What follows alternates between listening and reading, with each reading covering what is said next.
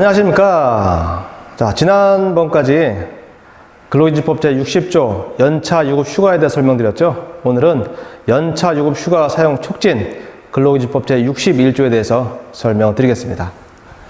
자, 61조 연차 유급 휴가의 사용 촉진 설명드리기 전에 앞에서 배운 거 복습해 볼게요. 자, 사용자와 근로자 간의 관계가 있다 그랬죠. 제일 첫 번째, 근로자는 사용자한테 근로를 제공하고 그 근로 제공의 대가로 임금을 지급받는다. 이게 대원칙이라고 했습니다. 자, 여기서 문제가 뭐냐? 근로를 제공하고 임금을 받는데 이 근로 제공하는 시간이 우리나라는 되게 많다는 얘기예요. OECD 평균이 2019년도에 보니까 1년에 1730시간이래요. 근데 대한민국은 1900시간이 넘어요. 1900시간이 넘어. 19년도에 OECD 총 37개국인데 그 중에 3위에요, 3위. 굉장히 많죠? 근로시간이. 이렇게 근로시간이 많다 보면 결국은 휴식시간이 줄어들고, 그죠? 삶의 질이 어떻게 되겠습니까? 삶의 질이 저하되겠죠. 그죠? 문화생활도 못해. 그죠? 그래서 국가균형 발전에 저해가 된다. 왜 저해가 될까요? 일단은 휴식 시간이 많아지면 휴가를 갈 수 있고, 휴가가 좀 길어지면은 수도권 사시는 분 같은 경우는 저 아랫지역, 자, 시골까지 관광을 갈 수 있어요. 그죠? 그럼 관광 가지고 여기서 소비를 하면서 그 시골 마을도 활성화가 됩니다. 그래서 전체적으로 이 근로시간만 좀 줄어들면 국가균형 발전에 굉장히 이바지할 수 있겠다. 그래서 국가에서 사용자한테 법에서 강제를 하게 되죠. 연차 유급 휴가, 근로기준법 제60조, 요 연차 유급 휴가, 요거를 좀 줘라. 그래서 연차 유급 휴가는 근로 제공 의무가 있는 날 근로 제공을 면제시켜주고, 면제시켜줬다고 해서 근로한 시간만큼을 임금을 안 주면 이 법 제도의 취지가 몰각되니까 그 시간만큼은 임금을 주어라. 그래서 사용자한테 굉장히 부담을 줬어요, 부담. 네, 부담을 주는 게 연차 유급 휴가다 이거죠. 이것은 법에서 줬기 때문에, 법에서 강제했기 때문에 상시 근로자 5인 이상 사업 또는 사업장에서는 무조건 준수를 해야 된다. 해야 된다는 거죠. 자, 그럼 오늘은 연차 유급 휴가에 대해서는 전에 설명드렸고, 그럼 오늘은 사용 촉진에 대해서 설명드릴 건데, 이렇게 국가에서 사용자한테 부담을 줬는데 결국 지금 제도가 그 부담 준 만큼 실효성을 거두지 못했습니다. 자, 직전 연도 80% 출근율에 따라서 올해 15개 플러스 알파가 발생하죠. 유급휴가가.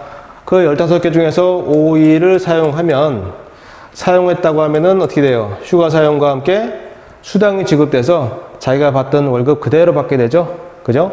그런데 15개를 플러스 알파를 가라고 했는데 올해 5개만 갔다. 그러면 결국 10개 플러스 알파가 남게 되죠. 그럼 10개 플러스 알파는 너가 사용 안 했으니까 없어져 라고 할 수가 없다는 거예요. 그죠? 이 10개 플러스 알파는 이 기간에 휴가를 갈 수 있었는데도 불구하고 휴가를 안 가고 근로를 했기 때문에 수당을 받아야 돼요. 그래서 휴가 사용을 안 했다. 그래서 수당 지급 의무가 있다는 거예요. 지급 의무. 그래서 근로자들이 총 15개 플러스 알파에서 일부만 사용하고 일부는 남겨놔서 결국 임금 보존 수당으로 전락을 해버렸다는 얘기죠.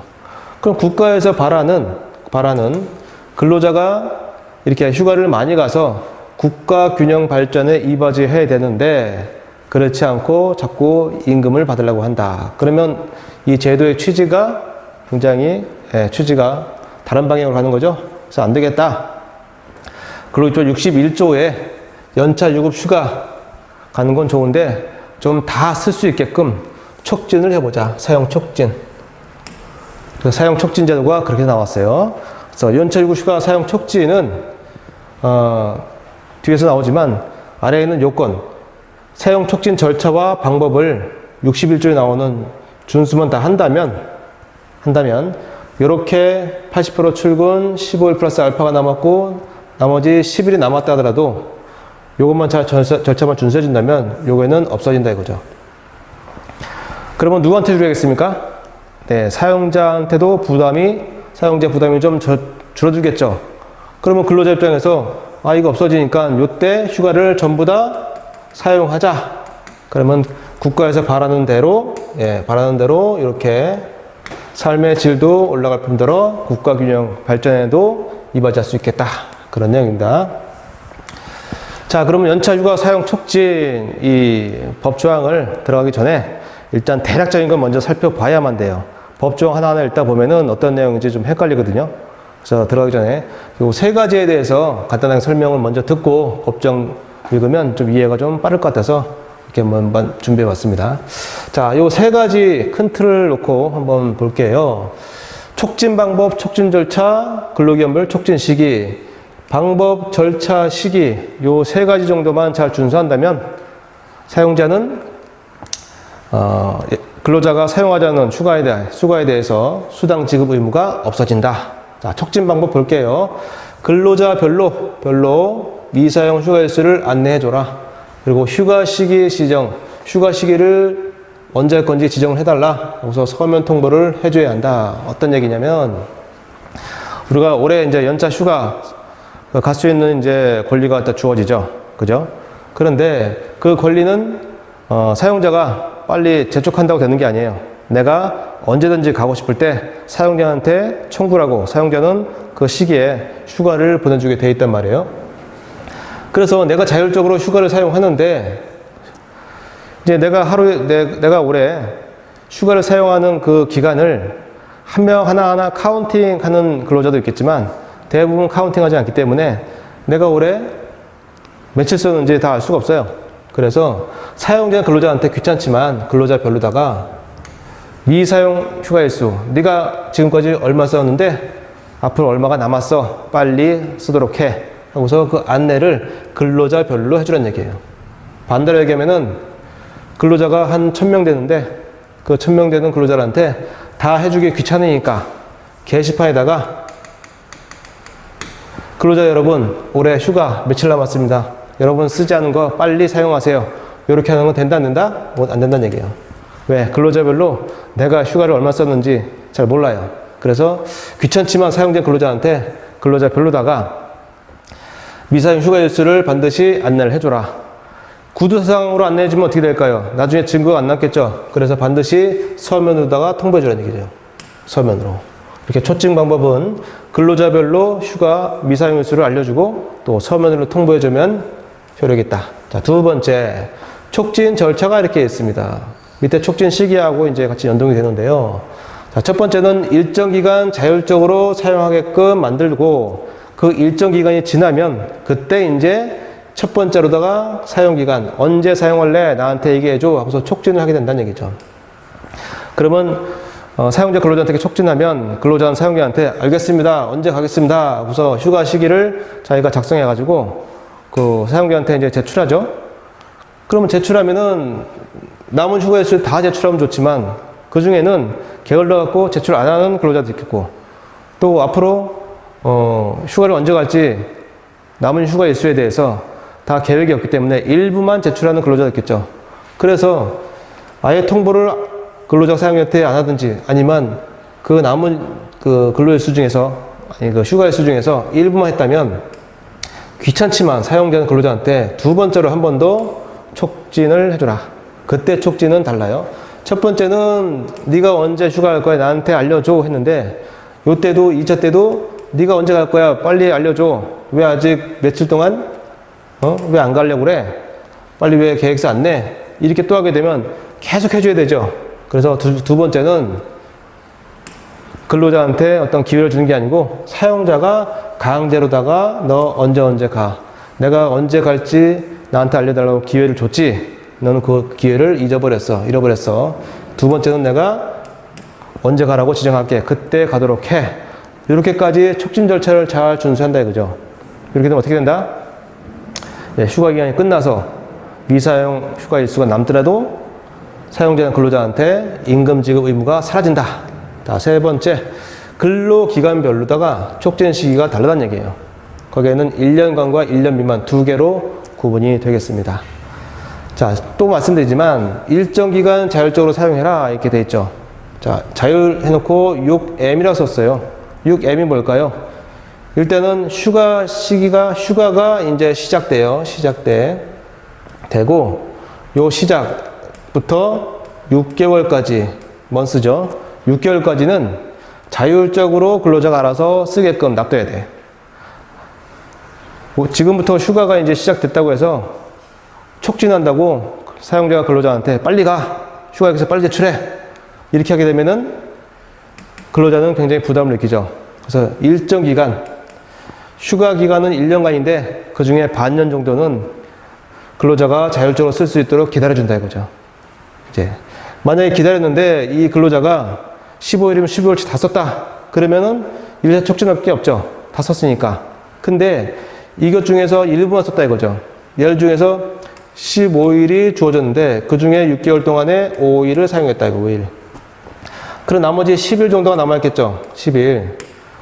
요 10일 남아있다면 이제 6개월 바로 지나자마자 사용자 근로자한테 촉진을 하게 돼요. 그래서 F-6은 그 휴가 끝나기, 피니시 끝나기 6개월 전이란 얘기예요. 6개월 전 기준으로 해서 대략 한 10일 이내에, 한 10일 정도, 10일 이내에 사용자는 근로자한테 그동안 얼마 썼지?